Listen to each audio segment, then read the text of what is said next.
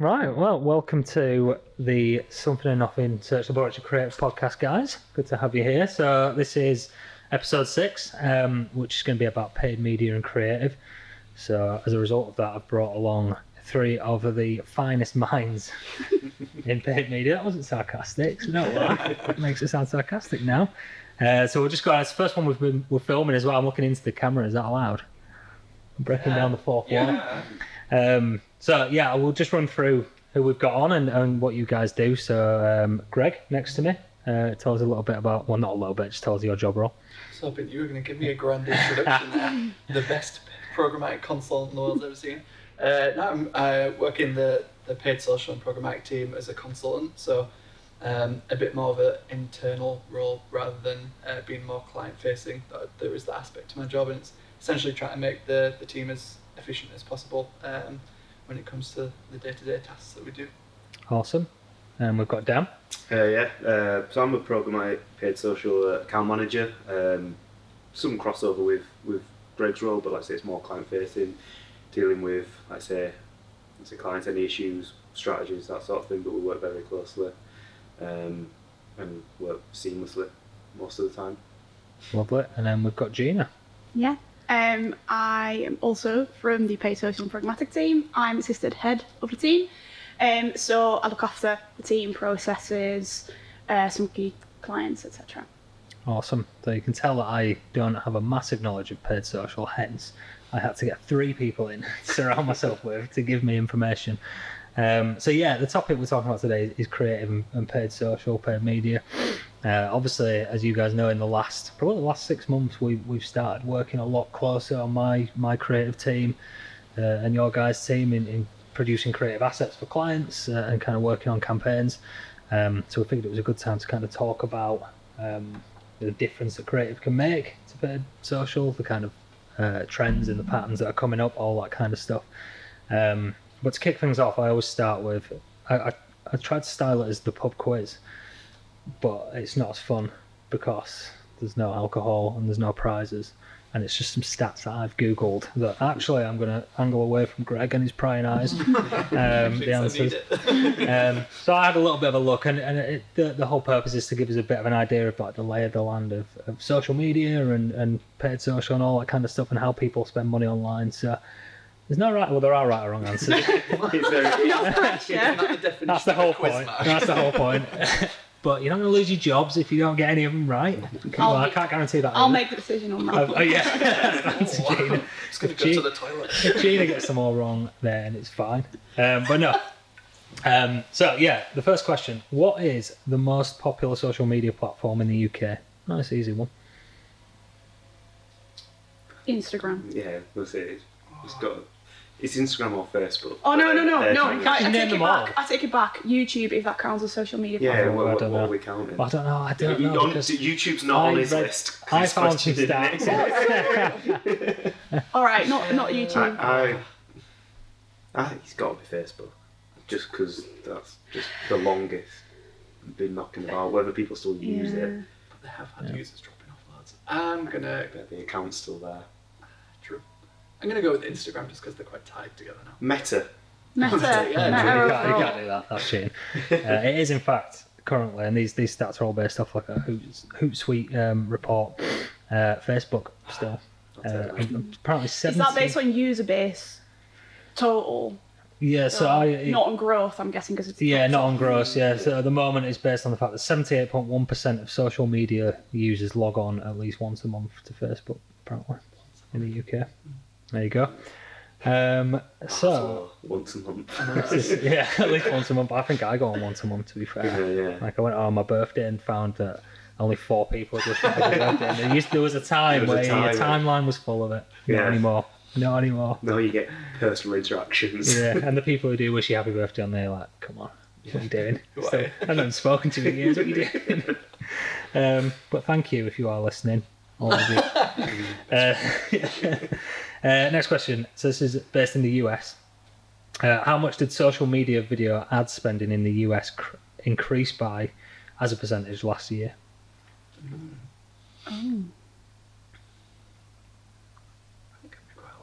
Yeah, I'm thinking, I'm just trying to figure out how high I want to go. I'm going to go 30%. 30%. I'll go 45, just to increase on that. This is social media Yeah. only. And to see if Gina goes lower or higher than us. I'm going to go lower.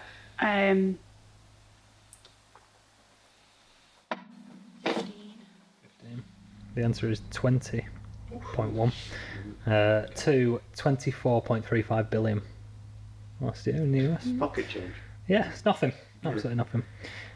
What was the worldwide revenue of social media ads? This is in 2021, so not last year, the year before. Couldn't get a more up-to-date figure. Shoot me. How is that measured? There's not multiple choice. Yeah, it's a good question. How is it measured? Can I phone a friend? And I don't know the answer. Might be a difficult question because of that. Yeah, that would be my answer. I literally have no idea. I mean, billions. Yeah. Yeah, it's Can't be billions or potentially trillions, depending on what we're actually looking at. Yeah, 153 billion dollars. I would have been well impressed. Again, if we you'd don't, have got we- that. and it's expected to be 252 billion by 2026. So in 5 years, nearly double. Our jobs are safe, guys. Yeah, there you go. Well, we'll get onto AI and automation I was going to soon say, let's not jump the gun. until the robots take them. So a more generic social media question: what percentage of the UK population are active social media users? And this is those over the age that are allowed to register for like Facebook and stuff. So over the age of 12. Still mad that it's 12. Yeah, it is. Yeah. What? Active, does that just mean they exist? Or So they use it they like access daily? it at least like once a month. Once a month, okay. Between 80 and 90%? I was going to go a bit less. I'm going to go like, I was thinking 75, maybe. what are you going? 75% maybe. Yeah, So okay. not too far off. I'll just But go a bit lower. I'll go 70. 84.3. Nice. That's higher than I Yeah. And what percentage do you Does that think? mean I won this question just to check? Yeah, if you want The closest. to. It's like Price is Right. You go too high. And what percentage has that increased in the last year? So between 2021 and 2022's numbers.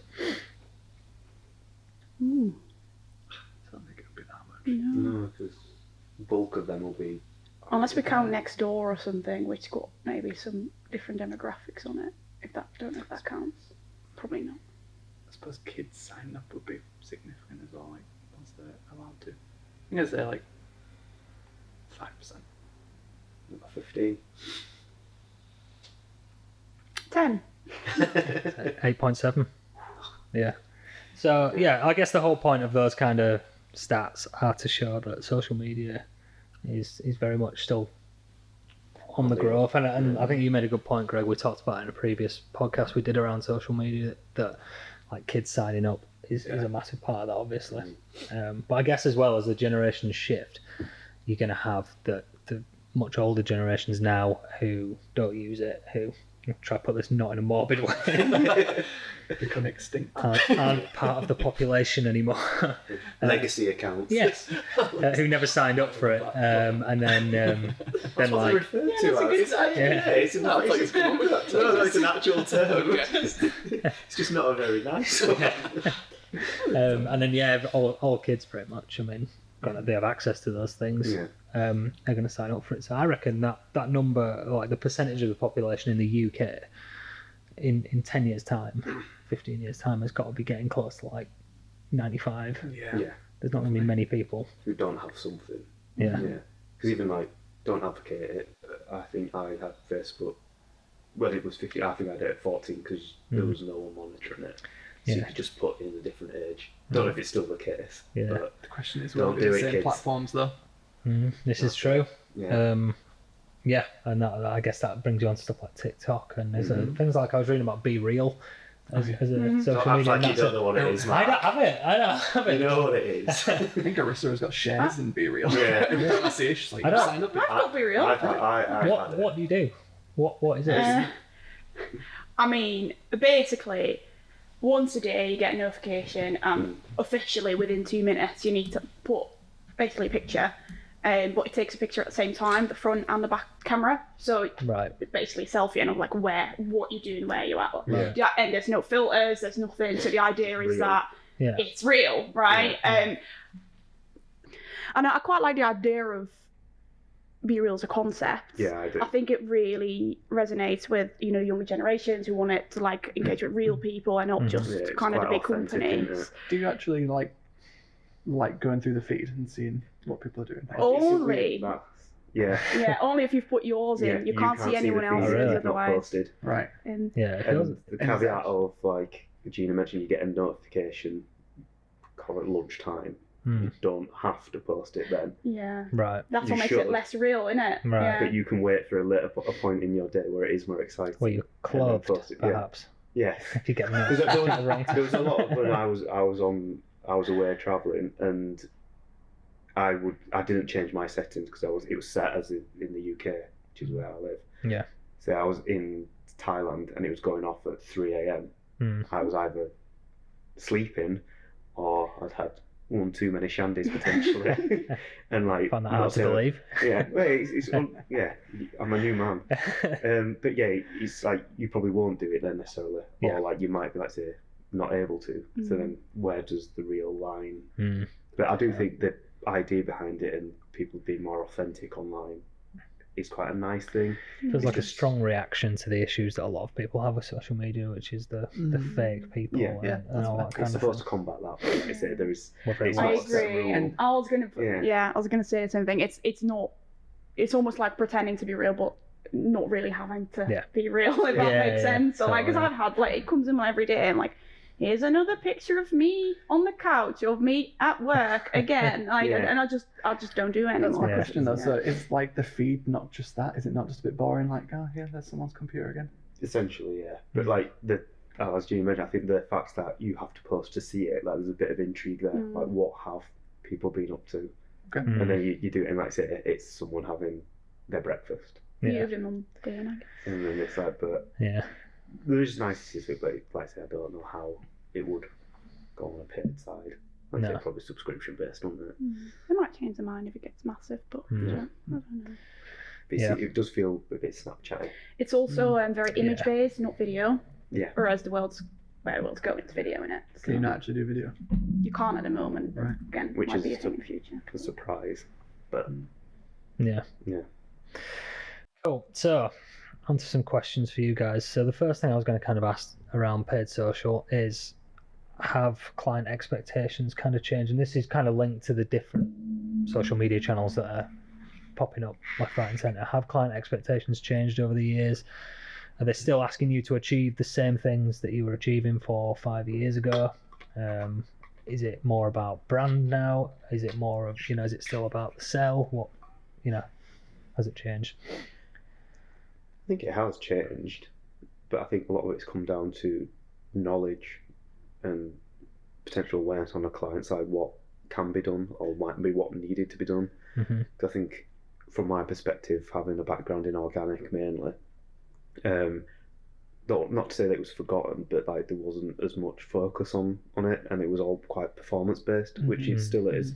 It's still very important, but there is now awareness that you need to have a brand that people know of and enjoy. And like I say, in my opinion, I think people buy brands rather than products specific now. And if you can get someone to be interested in your brand, you need to have a good brand awareness campaign and things like that. Yeah, I was going to say the same. I think when I first started, 95% of the campaigns we were running were like conversion focused, whereas that shift, I would still say the majority are that of our client base, but especially for bigger clients that have the budget to spend, because brand awareness is a luxury, I guess.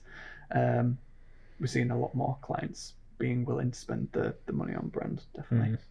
But Gina's been here doing it the longest. What have you seen, Gina? Yeah, I probably agree with that. I think the kind of knowledge awareness around how important brand is growing.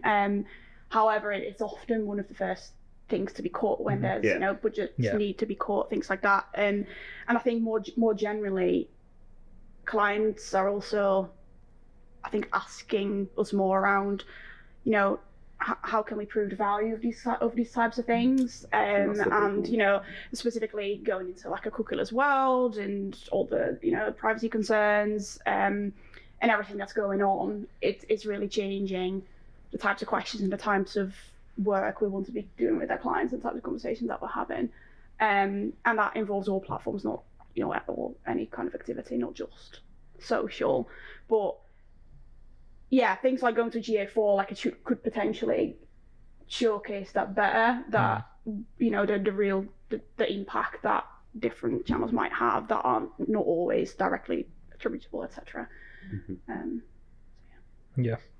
Going back to my stats, one stat that I found was that 29% of people say they use social media to research brand awareness before, or not to research brand awareness, but to gain a better brand awareness before making a purchase, which is quite interesting. It always leads me to the same question about things like influencer campaigns and things like that, and whether those are good or a bad thing, because like we were talking about Be Real then, that's a kickback surely to stuff like that. And yeah, I don't, in a way, I think the younger generation, Gen Z, is like they don't necessarily go to Google first thing to research something. They go to Instagram or TikTok to look for it, which is quite a big shift. But again, because they do care about the authenticity, make that sound nice. That's just over the bit. Authenticity. Thank you. I guess this generation really cares about that. So I think it's more like micro-influencers or people that they do feel are genuine is going to be really important. And I think that those that only engage with brands or products that they believe in and that they think, are ethically the right thing to be promoting, that's where I think things are going, rather than, imagine some kind of brand that Molly May advertising for Halfords doesn't work. Whereas, but I completely agree. Like, it is that the right. I'm a big believer in influencer stuff is essential and does work. Yeah. Whether it's from a paid perspective or like a branded perspective, I think it's very important in this day and age. But as Gina said, it's got to be the right person or individual or group to the right brand, and it's all got to align now. It's not just a famous face promoting a product, because people are too aware of influencer culture now. Yeah, it's all about trust, isn't it? Like, if they've got, because people form these attachments to these like influencers now. So like, if they endorse something that they're a fan of that person, I don't think they'll question it. Yeah, like it's kind of like almost. I know that if I don't recognize a brand by like the look of the product, I'll Google like Trustpilot just because it is all based on trust. And it's like, is this a legit brand? And the influencer marketing is just a way of confirming that it probably is. Yeah.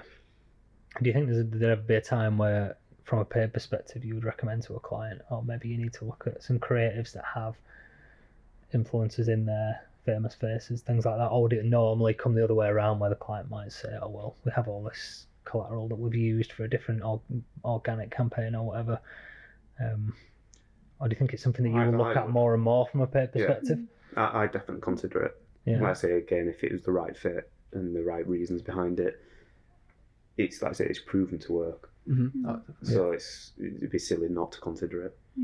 I think word of mouth is like one of the biggest considerations, isn't it? That people go to, like Greg was saying, you go for online reviews if you don't have, your friend next door that recommends it. What can you do instead? You can go online and try and read reviews, and the more authentic again that can be, there is a limit to that obviously in advertising, but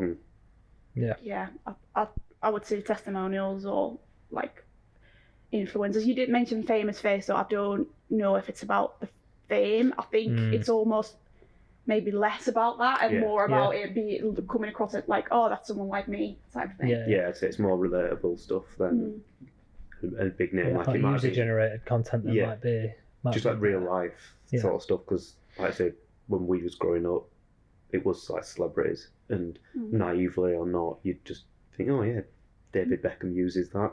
But he doesn't. He's not paid for it. Sort of thing, right? But even then, to this day, like I will still wear certain like Nike football, for example. I will only wear Nike football boots because those adverts relate to me, and granted they were celebrity superstars, but that's still with me to this day. And that's like 15, 20 years. maybe a bit more.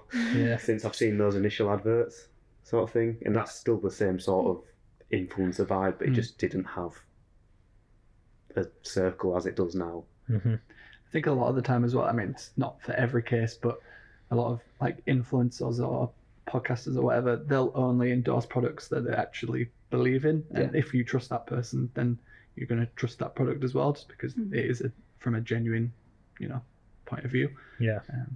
Yeah, our house is full of products at home that Mrs. Hinch uses. I don't know if anyone's come across Mrs. Hinch before. Yeah, I know, the pink stuff. My fiance is absolutely obsessed with her. What's Mrs. Hinch? She's I guess an influencer now who's like just into cleaning her house and different hacks. The pink Everything's a stuff. hack. The pink stuff works. It does, yeah. It does. It's The flora super. as well. Yeah, the flora on it. Any sort of smell, get some flora on it.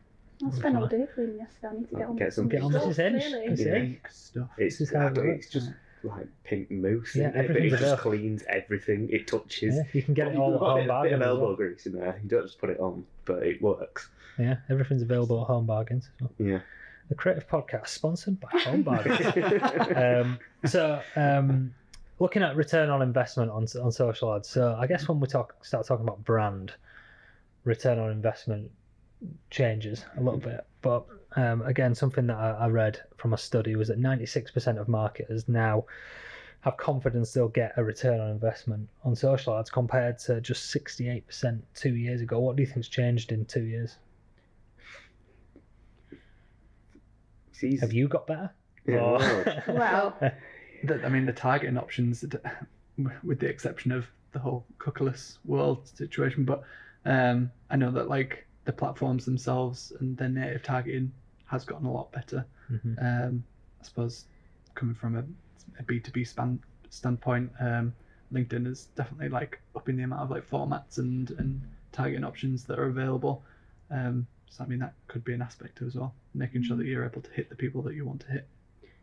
I wonder if there's a wider impact as well of things like the pandemic, where lots of brands were kind of forced to like cut budget. Marketing's one of the first places where budgets get cut.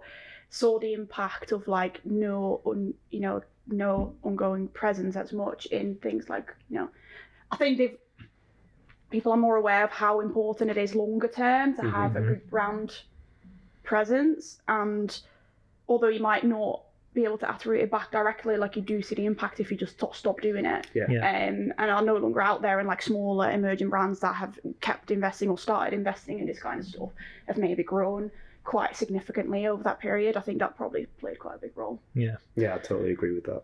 And like I say, there's been a bit of a shift, I think, to the understanding the importance of these sort of channels, which are becoming traditional, and they've been around for quite a long time now, but in the grand scheme they're still quite new. And there might have been a bit more trust in other areas, whereas because, as Gina mentioned, the pandemic, things get cut, people realise what the impact is when you don't have things. So maybe that's the contributing factor. I guess the pandemic as well, it's one of those things that forced people into changing behaviours they were maybe resistant to. So maybe that investment in kind of paid social stuff wasn't there from companies who were more traditional in the marketing. They got forced into that, and then started to see the results of it. It's the same with a lot of stuff working from home. So many companies didn't want the staff working from home, got forced into it, saw that it worked, and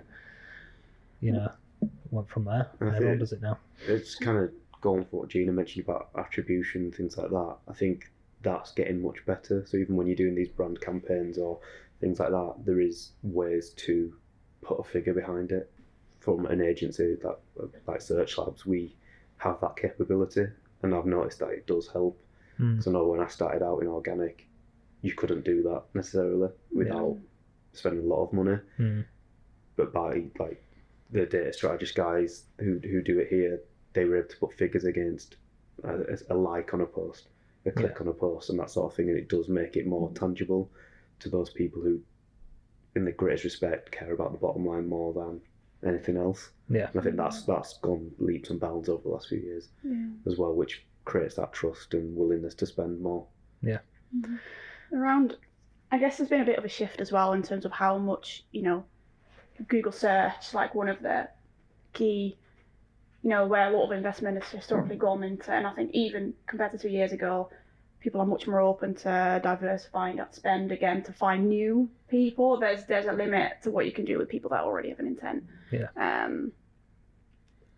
think for Black Friday a few years ago, that, you know, although there was more purchases on Black Friday, I don't think there was necessarily as many searches around it on Google because people were finding things elsewhere. And I think there's a bit of a shift in that. Like, it's not, again, like I mentioned earlier, the younger generation does not automatically always go Google first. So yeah, I think that might be playing a part as well. Yeah. So moving on to kind of the creatives that you guys use, what kind of tools and tactics do you use to help track what creatives work, what don't, and kind of help figure out best practice?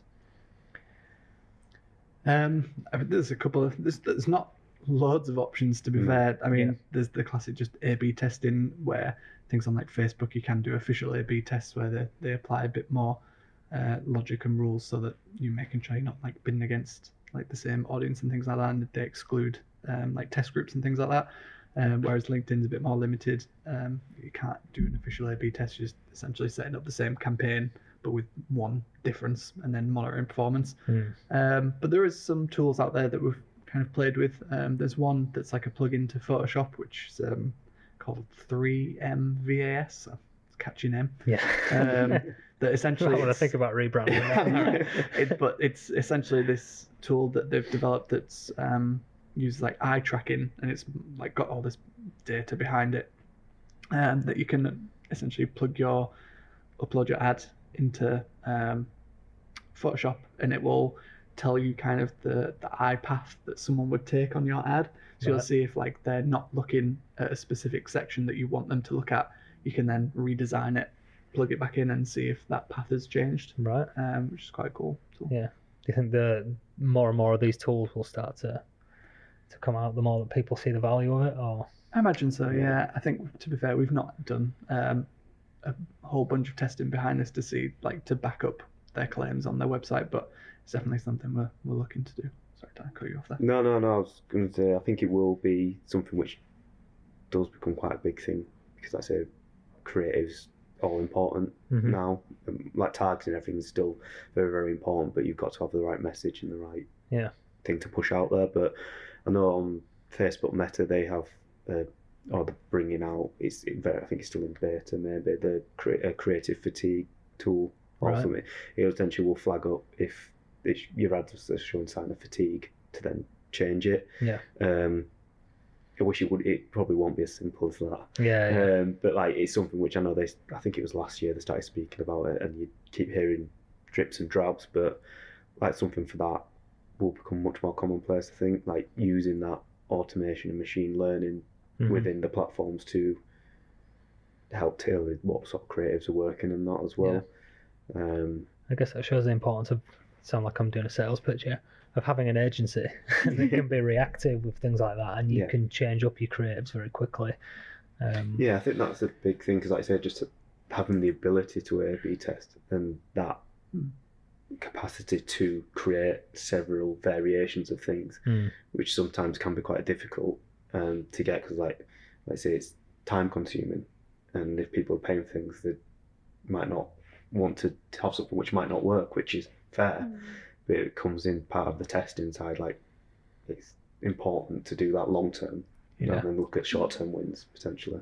Yeah, because of that, there's also, I guess, the whole dynamic aspect where, you know, where I think things are going to get things more personalised, more tailored, and so quite often it will be, you know, the systems got so clever that we don't necessarily have to A/B test everything. Like, you know, a lot of the time that the system can do lots of tests like for us, so that takes away a lot of that time consuming restriction.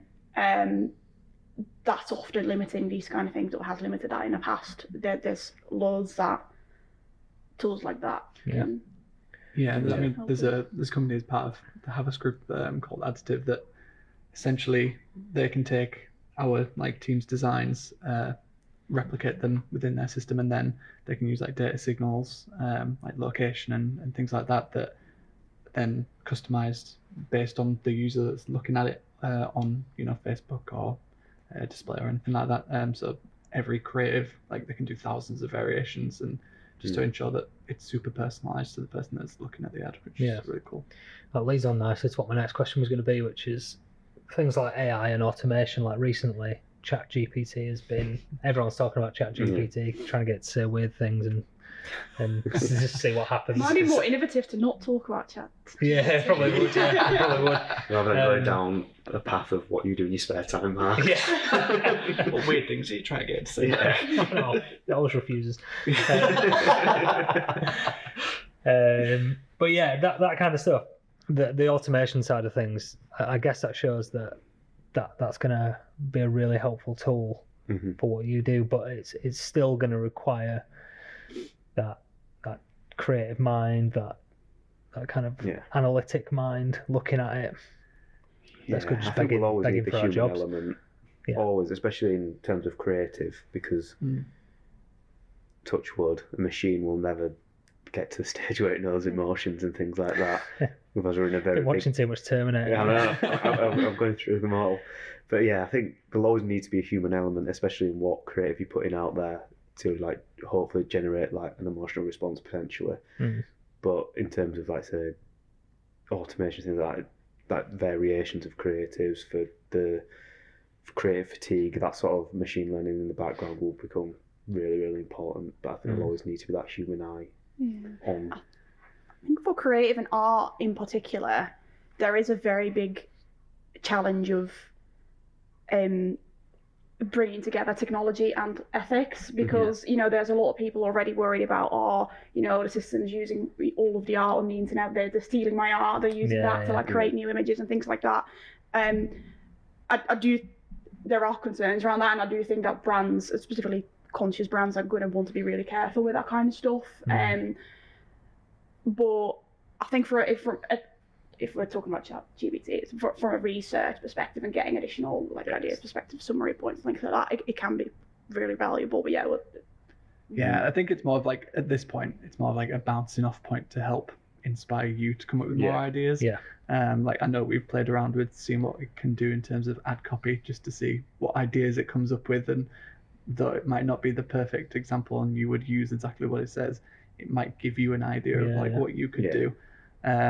And then from like campaigns, we did see what it would come up with, like giving it a bit of information, like we want to run a Facebook campaign targeting these people, just to see what it came up with. And it was quite surprising that it was able to come up with like a campaign, but it was very basic. Like I was going to say, I've done similar, and it does. What it feeds back is right. But it can be quite generic. So you'd always need that person behind it to then tailor it to a client or a campaign. But it will. Not as it does, it scours the internet. In terms of insights, it's a great tool, then, isn't it? It's that though, isn't it? Like it's based on what already exists. So there's a limit to like how innovative it can be. And that's the very nature of creativity, isn't it? Is the opposite of that is like it's it's based on what we're all informed by what we've seen in the past and influences and stuff like that. But does it have that ability that a designer, a writer, or anybody has to kind of take all that and actually create something brand new? That's the big thing, is you want to create something new, which buzzword goes viral. Sort of thing. And I don't think, as it stands, a tool like that would be able to do that, because it relies on what's happened before, whereas the human brain can think of things like that. Creative is, I think, going to be more important than it's ever been. Like specifically around, maybe super specific targeting options and cookies and stuff drop in. What's really going to make a difference is good creative. So if you don't get that right, then pack your bags. I was going to say I always forget the exact figure, and Gina might be able to remember, but like there was a Nielsen study done a couple of years ago that measured the impact of creative, and I think it was 80% of performance was based on how good the creative was. 50 to 80% across different types of studies. It's massive.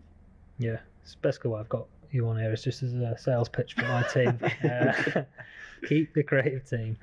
Do you need my sort code? But it is interesting. I think the thing about creative and art and all that stuff is, as cheesy as it sounds, it's the one thing that inspires people. And if you want to if you want to, whether it's from making a sale to just getting somebody to believe in the message that you're giving, being able to actually connect with people on an inspirational level like that is going to make the difference. So my final question for you guys would be, over the next kind of 12 months, what do you think are going to be some of the most important things we see in what you do? Changes or kind of... trick question. It wasn't in the brief, was it? I just made it up. Yeah, I mean, creative is massive. Massive part of what we want to continue to grow, really. It's about getting to the forefront, really, of what we do, rather than sort of something that gets thought about at the very end, which is a mindset, really. So, yeah, that's a very, very big initiative, obviously, that Greg and Dan are very much working on and involved in with your team. I think next to that, I think there's kind of the overall thing I mentioned earlier around, because of all the industry changes around privacy and cookies and like all of that, again, I think creative is going to be more important than it's always been, because I do think it has always been that important. It's just it's going to become even more important, I think. And it's what's going to make the difference between getting people to engage with you versus completely ignore your ads. Cool. I did say that was the last question, but out of interest, what do you guys think will be the biggest social media platform in the next kind of, as things, because Facebook doesn't look like it's going to really be number one for that long. Yeah, it's got longevity on its side, hasn't it? Yeah. At the moment.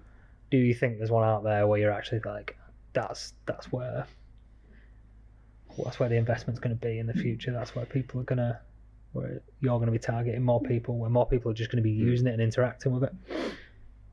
So, like, specifically to invest from a paid media perspective, you mean? Yeah. Right.